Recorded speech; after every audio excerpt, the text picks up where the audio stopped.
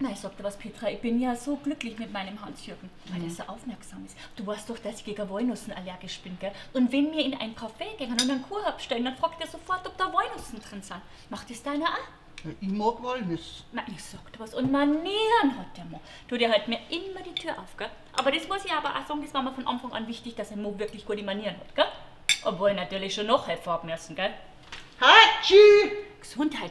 Glaubst du, das muss man die Mannsbilder schon ein bisschen drauf aufmerksam machen, gell? Dass es im Haushalt auch ein paar Regeln gibt? Du glaubst, du hättest ja seine Flaschen Bier einfach so auf den Holztisch gestellt.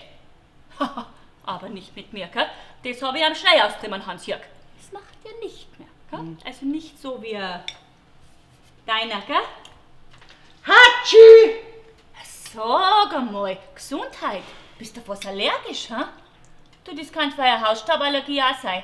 Und wenn ich ehrlich bin, also wenn ich mich da so umschaue, dann darf es mich auch nicht wundern, gell? Wo bleibst denn? Was der Rudi? Grüß dich. Wir reden gerade über volle Manieren.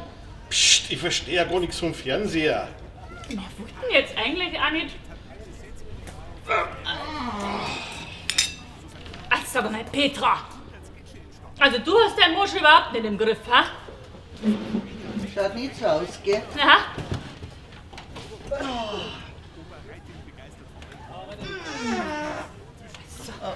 Und mein Körper anscheinend auch nicht. Bleibst Tut mir leid. Bleibt's ruhig sitzen. Ich find der Lohr raus.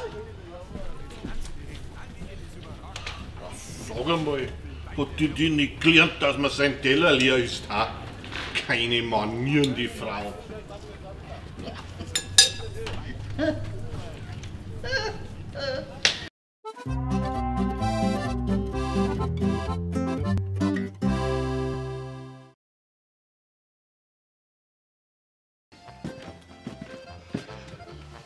Oh, grüß Gott. Wen ihn triff?